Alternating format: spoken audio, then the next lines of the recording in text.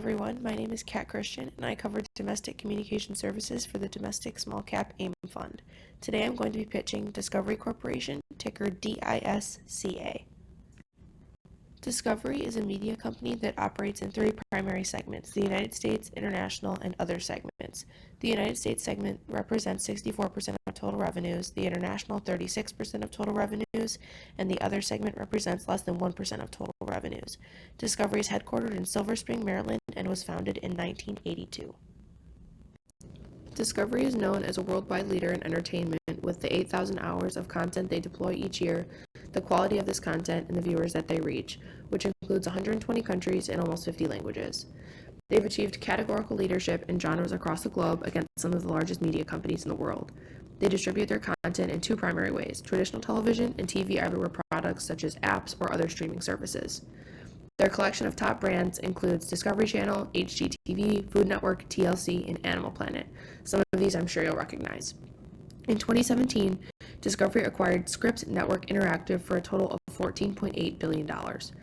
Following the acquisition, the company had pro forma revenues in excess of $10 billion, a 20% market share in ad-based TV audiences, and revenues growing at a 2.7% CAGR. As the television media industry is ever-changing and transitioning away from traditional cable television, Discovery has been making investments in direct-to-consumer streaming services in the United States and abroad. This strategy should produce annual revenue growth of at least 3.5% over the next 5 years. 2020 is going to bring a year of huge decision for the company. They're expected to make a really large decision regarding their intellectual property library. Over the last several years, as many media companies have been moving their services to streaming services, Discovery has been waiting in an effort to best determine which method will allow the company to see the most reward. They will either deploy their library of intellectual property over multiple streaming services or create one of their own based on location and language of their viewers. With the combination of these direct-to-consumer investments and their Magnolia and Food Network announcements, it is recommended that Discovery be added to the AIM Equity Fund with a price target of $32.17 with an upside of 52.77%. The first driver that I want to discuss is their direct-to-consumer international expansion. In 2019, Discovery poured $300 million into their international expansion, which generated them $700 million in revenues for the year. In 2020, they're investing $600 million in their international expansion of these services, which is expected to yield over $1.1 billion in revenues, which would represent 40% growth and make digital revenues at least 10% of their total revenues, working in the right direction. Their international expansion is reinforced by the success of their Dplay offering, which is an international offering that gives viewers the ability to watch their local sports events. The second driver that I want to talk about is Magnolia. I am sure mostly everyone has heard of the show Fixer Upper or of Chip and Joanna Gaines as People, the show's stars. In 2019, when the show came to a close, viewers all across the country were upset, but they had absolutely no idea what 2020 would bring. In 2020, Discovery will replace an old network of theirs with the Magnolia Network, completely dedicated to the brand Chip and Joanna Gaines have created in Waco, Texas. The network will have an instant audience of 52 million households across the country, which is expected to grow when viewers realize that they're back. Revenue from the network will be advertising-based. In addition to the new network, they're also working diligently to create an app so that viewers everywhere can stream the shows either live or just on the app. Revenue from the app will be mostly subscription-based. The last driver I want to talk about is Discovery's latest announcement. In 2019, Discovery launched a direct-to-consumer app for those who enjoy watching their television show, Food Network. The app is called Food Network Kitchen, and on the app, viewers can find recipes, take cooking classes from home, ask questions to the chefs directly, shop and order groceries, and rewatch shows. This is all rolled into one app, which already earns 4.8 stars in the App Store. The app is compatible with Amazon Alexa and Amazon Fire TV.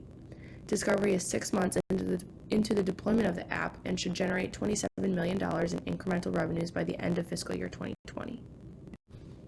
To reach an intrinsic value for the company, a DCF was constructed. Using a terminal growth rate of 1% and a WACC of 7.45%, an intrinsic value of $34.14 was reached. Additionally, price to sales, EV to sales, and EV to EBITDA multiples were calculated. Using a blended average, the price to sales multiple resulted in an intrinsic value of $34.46. The EV to sales multiple resulted in an intrinsic value of $28.18, and the EV to EBITDA multiple resulted in an intrinsic value of $31.91. Weighing each of these models 25% resulted in a price target of $32.17, representing a 52.77% upside. There are three primary risks for the company. The first is COVID-19, or the novel coronavirus. The 2020 Olympics were expected to occur this summer, but they've been postponed to 2021, which Discovery has the international broadcasting rights to. The second risk is that advertising revenue tracks United States GDP very closely, so in the case of any economic downturn, this could adversely impact ad revenue, which is currently 54% of Discovery revenues. And in 2018, Discovery began a period of extreme international investment, and they're going to continue with this international investment so that they can provide direct-to-consumer streaming services all across the globe. In terms of the management of Discovery, David Zaslav has been president and CEO since 2007, and he previously held several executive positions at other media companies such as National Broadcasting Company and NBC Universal Cable. Gunnar Wiedenfels has been the CFO since 2017, and prior to working at Discovery, he was the CFO at ProSieben Media. And then David Levy, he's been COO since 2000, and his prior experience includes working as a director of public affairs at the National Security Council. Discovery is a worldwide leader in the entertainment space with a constant dedication to providing remarkable content that stimulates, entices, and entertains their fan base. With a combination of revenue-driving investments and attention-grabbing consumer offerings such as Magnolia and their direct-to-consumer international expansion in their Food Network kitchen, it is recommended that Discovery be added to the AIM Equity Fund. If there are any questions, I will answer them in the D2L thread where I post this and during my 10-minute slot on Microsoft Teams from 1 to 2 p.m. on Friday. Thank you for listening.